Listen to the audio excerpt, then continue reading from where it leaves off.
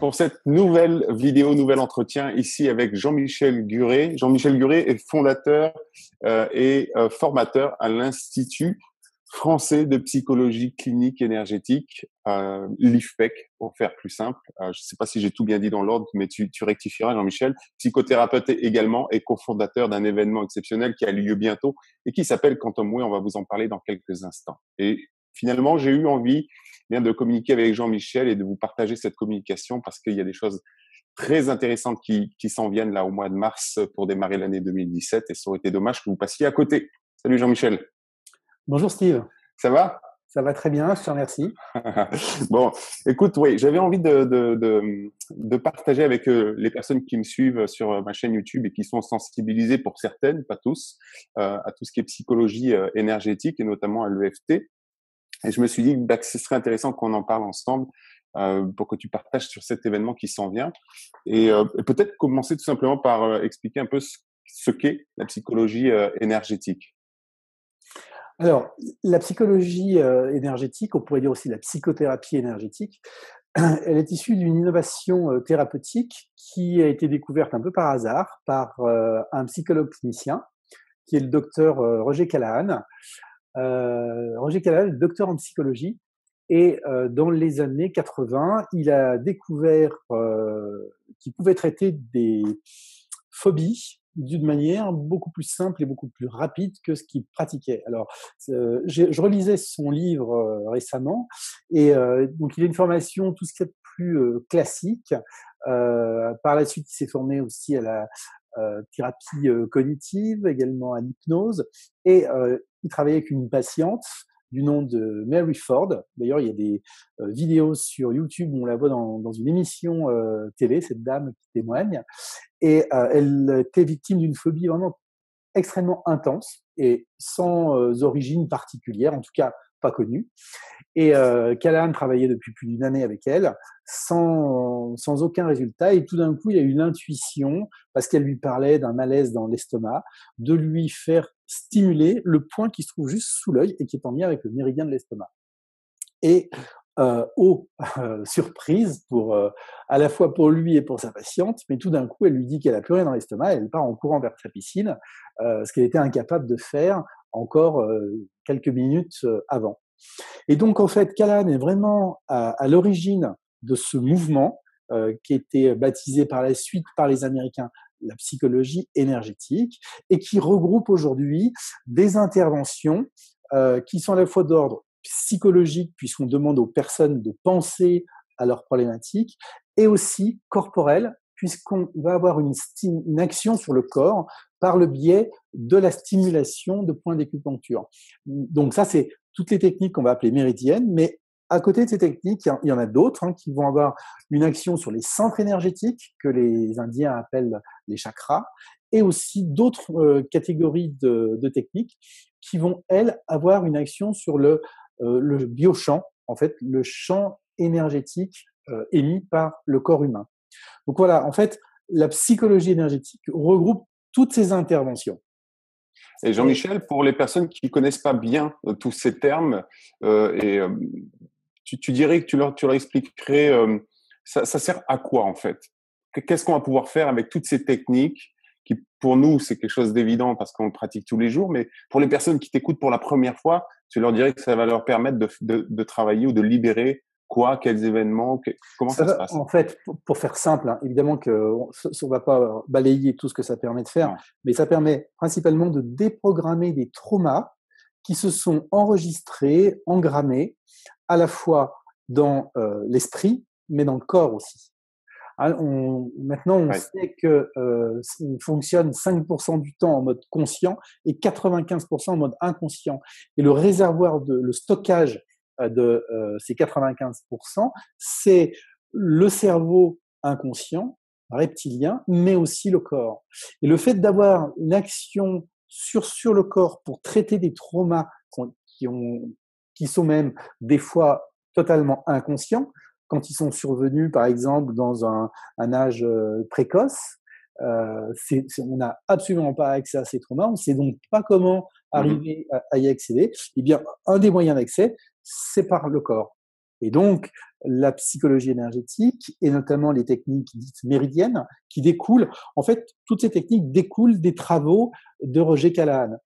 Donc après, il y a eu plusieurs courants, puisqu'il a formé un grand nombre de personnes. Et parmi ces courants, il y en a un qui s'appelle l'EFT et qui est aujourd'hui même encore plus connu que la TFT, la thérapie du champ mental, qui a été découverte par Callahan.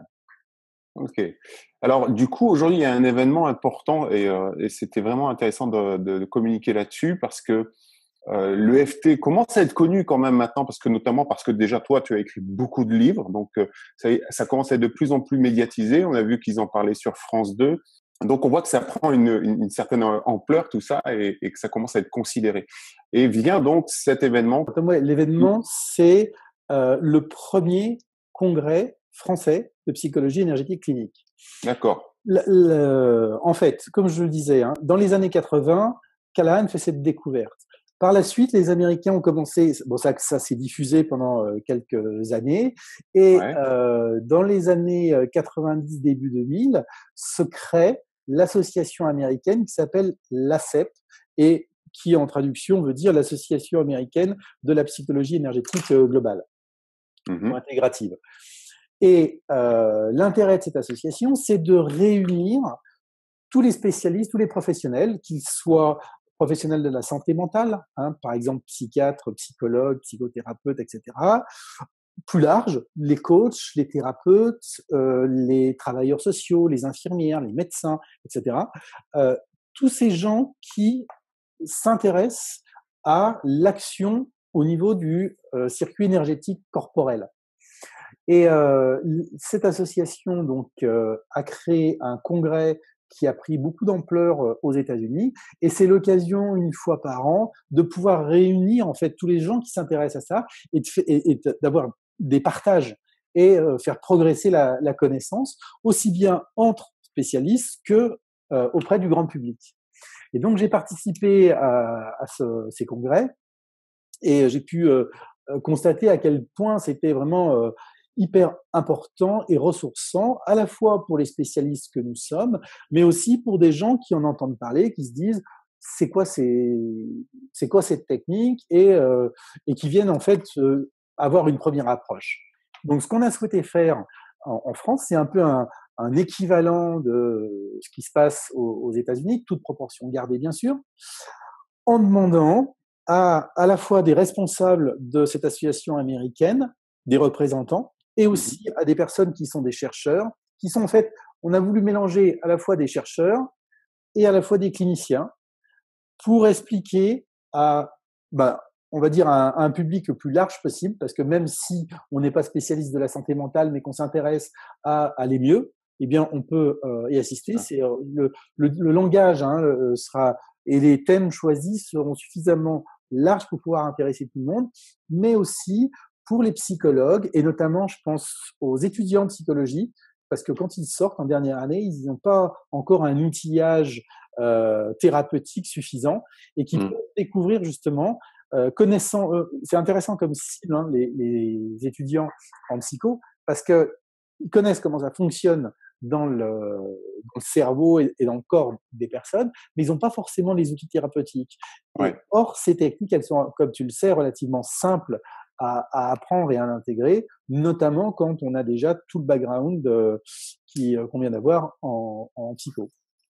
D'accord. Et cet événement, donc effectivement, comme tu dis, c'est l'occasion de réunir quand même des grands spécialistes dans le domaine et qui vont permettre justement donc de mieux comprendre, à la fois pour les néophytes et pour les plus avancés, ce qui se passe dans notre cerveau quand on vit un trauma et quand on commence à le déconditionner grâce à ces techniques. Alors, on a la chance d'avoir pu réunir un certain nombre de grandes pointures, dont certaines personnes sont jamais venues faire de conférences ou de congrès en France. Je pense par exemple à Donna Hayden, qui est assez connue dans les milieux de l'énergétique. C'est celle qui a inventé, lancé la médecine énergétique, qui a écrit un gros pavé avec David Feinstein, qui sera là également. David Feinstein, qui au départ est un chercheur qui a souhaité étudier avec beaucoup de scepticisme ces phénomènes liés à l'énergétique, et un de ses sujets d'étude, c'était d'ailleurs Donna Hayden, qu'il a fini par épouser. d'ailleurs. Comme quoi, ça mène loin.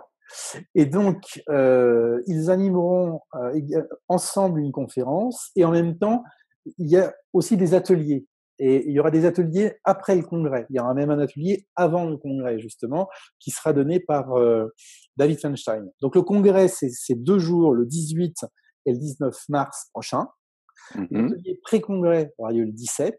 Et ensuite, on aura plusieurs ateliers le lundi et un autre le mardi. Et en plus, il y aura une formation à l'EFT, donné par Dawson Church et spécialement sur le traitement des traumatismes. D'accord. Donc, il y a de la formation, il y a de l'information, il y a des ateliers. Tu m'as expliqué tout à l'heure en off qu'on allait pouvoir aussi assister à un atelier où on voit l'efficacité in vivo quasiment de l'EFT en regardant une imagerie cérébrale ou quelque chose comme ça, c'est Oui, ça? tout à fait. J'ai publié un article sur mon blog, sur le site www.guret.fr, où là, vous aurez plus d'infos. Mais j'ai interviewé récemment Gary Crosbeck et son épouse Donna Barr, qui sont tous les deux des spécialistes en biofeedback et en électroencéphalogramme. Ils travaillent notamment avec Dawson Church et avec Joe Dispenza pour observer, objectiver ce qui se passe dans le cerveau des personnes lorsqu'on fait de la méditation ou lorsqu'on travaille en thérapie. Et donc, pendant les conférences, pendant les démonstrations, on aura 2 personnes qui sont équipées, le thérapeute et le patient, et on regardera sur les écrans ce qui se passe en temps réel dans le cerveau des personnes. Et c'est vraiment très intéressant. Gary Crosbeck expliquait la chose suivante, c'est que par exemple, ils ont observé en temps réel un patient et son thérapeute. Le thérapeute pose une question, par exemple, sur mais parlez-moi de votre mère. Et la personne répond bon, non, ma mère, j'ai rien de spécial à dire, tout va très bien. Mais ils objectivent à ce moment-là que au niveau des ondes θ de basse fréquence, il y a une explosion d'ondes θ, mais que ça passe pas au niveau du conscient. Pourquoi? Parce que il y a la zone alpha qui joue un peu le rôle d'une porte entre conscient et inconscient est complètement fermée. Mhm. Et donc, ça veut dire que la personne, c'est comme si son cerveau exprimait quelque chose, mais que ça ne passe pas au conscient. Et donc, quand ils ont eu l'occasion de travailler en binôme et de dire, pose encore des questions sur ce qui s'est passé avec sa maman, progressivement, il y a une reconnexion qui s'opère. Et ils ont D'accord. également pu observer que lorsqu'on commence à stimuler donc les points qu'on utilise en EFT, en TFT, dans d'autres techniques méridiennes, on avait un changement, une transformation du profil cérébral des personnes. C'est-à-dire que les ondes de haute fréquence bêta, qui sont associées avec de l'anxiété, avec de l'angoisse, du stress, se réduisent en fait. Et Mhm. ça forme presque une petite boule. Et tout le profil va changer. Et petit à petit, plus on va faire des stimulations, et plus on va avoir un profil qui va ressembler à un profil de fonctionnement idéal du cerveau. Et donc, Donc, dans leur atelier qui aura lieu le mardi qui va suivre le congrès, Gary et Donna vont aussi accompagner les personnes à méditer d'une certaine manière pour obtenir un profil cérébral optimal. d'accord. Donc, tout ça à découvrir lors de ces événements qui ont donc lieu au mois de mars à partir du 18 et 19 pour le congrès en lui-même, on va dire. Ouais. Et ensuite, ce sont les ateliers, formations. Alors, c'est passionnant aussi bien pour le grand public ou même pour un thérapeute, pour les thérapeutes que nous sommes, Ah oui. parce que pour qu'on travaille sur nous et qu'on réalise ce qui se passe exactement. Mais c'est aussi très intéressant pour les thérapeutes pour voir ce qui se passe quand on est en séance. Parce qu'on voit aussi qu'il y a une modification du profil des vibrations cérébrales du thérapeute en fonction de ce qui se passe avec le patient. D'où les Mhm. phénomènes d'intuition, de synchronisation, etc. avec son patient. C'est vraiment Et ça très, change très tout. intéressant. Et ça change tout de comprendre ce qui se passe quand on accompagne les gens. Justement, ouais, de comprendre ce qui se passe là-dedans, ça donne une autre dimension vraiment à ce qu'on peut proposer comme technique. J'en profite, Jean-Michel, aussi pour partager sur ce magazine qui est sorti. Donc, c'est Science et Conscience qui est sorti récemment, dans lequel il y a tout un dossier justement sur toutes ces approches. Donc, je le montre ici. J'espère qu'on le voit bien. Et j'invite chacun vraiment à se le procurer. C'est très, très complet. On y retrouve beaucoup d'interviews de justement tous les intervenants du congrès. Alors en fait, ce dossier qui fait 60 pages quand même, je tiens à remercier aussi Jean-Michel Vess, qui est le rédacteur en chef de ce magazine, entre autres. Ce magazine, en fait, il y a deux parties. Il y a une première partie sur la médecine quantique et une deuxième partie sur médecine et psychologie énergétique. Et en fait, on s'est servi des travaux qui ont été réalisés par l'association américaine ACEP dont je parlais. Et au niveau de Quantum Way, on a eu l'occasion de traduire un énorme travail qu'ils ont réalisé. Ça a été d'ailleurs coordonné par Bob Schwartz, qui est le président de cette association et qui n'est pas le président, qui est le directeur de cette association et qui sera présent au congrès pour nous parler justement de l'état de la psychologie énergétique dans le monde, puisque comme ça vient des États-Unis, ils sont quand même largement plus en avance que nous. Il nous parlera des toutes dernières études, des méta-études également, parce que aujourd'hui on dispose d'un corpus d'environ une centaine d'études, dont une quarantaine d'essais randomisés contrôlés. Ce qui fait que aujourd'hui on n'en est plus, en tout cas aux États-Unis, à se dire est-ce que ça marche, mais c'est plutôt comment ça marche. Et là, David Feinstein et Dawson Church, qui sont tous les deux des chercheurs, apporteront aussi beaucoup d'informations. Et donc, dans ce magazine, on a deux articles de David Feinstein, un article de Dawson Church et également un article de Bruce Lipton, qui ne sera pas là cette année, mais on espère bien le récupérer, et qui justement s'intéresse à expliquer pourquoi on parle d'énergétique. Le terme énergétique, quand on l'associe à psychothérapie ou psychologie, tout de suite, ça suscite beaucoup d'interrogations. On se dit, mais c'est quoi ce truc un peu fumeux, un peu new age? Et en fait, pas du tout. Donc, l'article de Bruce Lipton est à lire d'urgence pour toutes les personnes qui veulent savoir de quoi on parle quand on parle d'énergie. En fait, je veux dire, ça remonte maintenant à 100 ans, avec Einstein, E égale mc2, et les physiciens, ça les choque pas du tout. Ça surprend surtout les psychologues ou les gens qui ont suivi des études, on va dire, classiques et auxquelles on n'a jamais parlé de ça. Donc, leur interrogation est quand même tout à fait légitime. Et c'est justement, en fait, l'occasion de venir dans ce congrès-là pour pouvoir poser des questions et surtout avoir des réponses à tout un tas de questions que les personnes se posent. J'aurais pas dit mieux, Jean-Michel.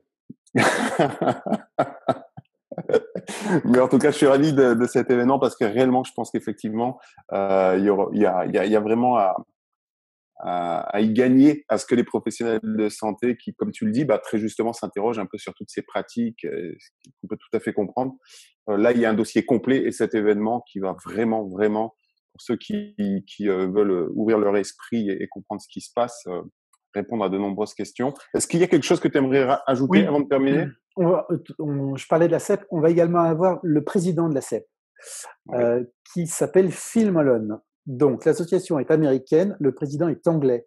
Phil est un psychanalyste qui a travaillé dans une clinique aux États-Unis, à Londres, qui est parmi le summum de l'establishment. Notamment, John Bowlby a travaillé dans cette clinique. Et ce qu'il dit, d'ailleurs, dans son interview que vous pouvez voir sur YouTube, je t'enverrai les liens, c'est que il s'est aperçu qu'en fait, avec l'arsenal classique proposé par la thérapie analytique, ça n'avait aucune influence sur les traumas, même après des années, voire si on utilisait simplement que les thérapies par la parole, ça faisait empirer les problèmes. Et donc, c'est ce qui l'a amené, lui, vers d'autres voies, comme le MDR. Et se formant à l'EMDR, il s'est aussi intéressé à la psychologie énergétique. Et ce qu'on peut dire aussi, c'est que parmi toutes les études qui sont hyper importantes pour cautionner et crédibiliser la psycho-énergétique, il y a un programme de recherche à long terme qui était produit par la Medical School de Harvard en utilisant l'IRM fonctionnel et les PET scans, qui a montré que la stimulation de certains points d'acupressure, donc l'acupuncture, provoquait une réduction sensible de l'activité de l'amygdale et d'autres zones du système limbique. Et donc, ce qu'on fait avec nos techniques énergétiques, c'est que on va à la fois combiner la stimulation de points d'acupressure qui vont avoir pour effet de calmer l'amygdale avec une activation d'émotions dont le patient veut se débarrasser. Donc, en fait, on lui demande de s'exposer dans son imagination, donc de repenser à son problème.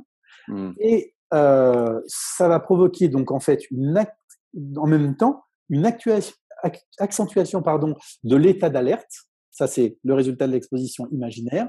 Et en même temps, une atténuation de cet état par des signaux électromagnétiques qui vont être envoyés au système limbique lors de la stimulation de ces points d'acupuncture.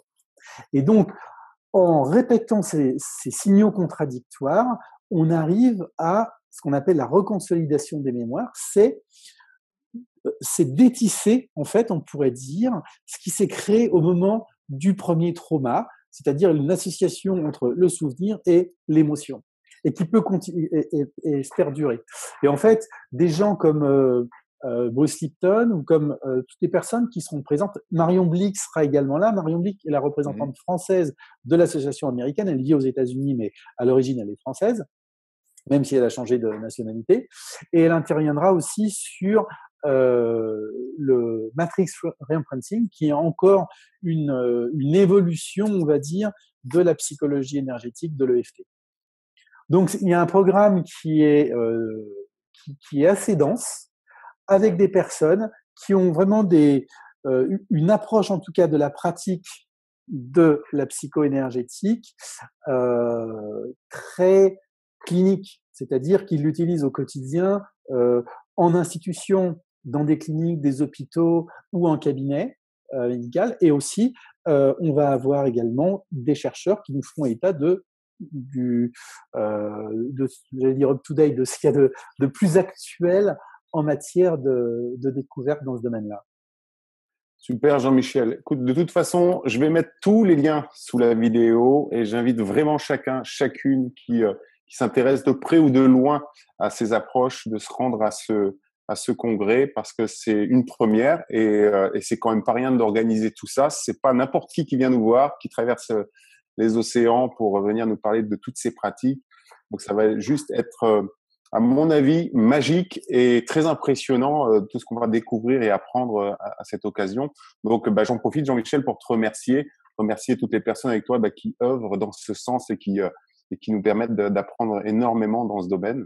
Et puis, parce que finalement, derrière, ensuite, nous, en tant que praticiens, on aide les gens et ça, c'est quand même vraiment important d'avoir des gens comme toi qui forment et qui font ce travail de recherche avec tous ces spécialistes d'outre-Manche et à travers le monde. Donc, merci probablement au nom de beaucoup d'autres thérapeutes d'ailleurs. En tout cas, venez au moins les 2 jours, le 18 et le 19, assister à ce congrès. Franchement, c'est vraiment l'occasion d'apprendre beaucoup de choses et surtout de participer à ce grand mouvement qu'est justement le changement qui est en train de se profiler. On parlera, je pense que c'est Bob Schwartz qui interviendra sur le changement de paradigme. Ça y est, on y est, quoi. C'est en train de basculer. En tout cas, aux États-Unis, ils le voient bien. Et aujourd'hui, de plus en plus de personnes s'intéressent vraiment à ces techniques. Donc, c'est l'occasion, que vous connaissiez ou pas du tout ce secteur, venez et vous serez ravis. À bientôt. À bientôt, Jean-Michel. Et puis, à bientôt tout le monde. Merci de nous avoir écoutés jusque-là. Et je vous transmets tout ce qu'il faut pour que vous puissiez vous inscrire très vite et surtout pas manquer cet événement. Allez, bye bye.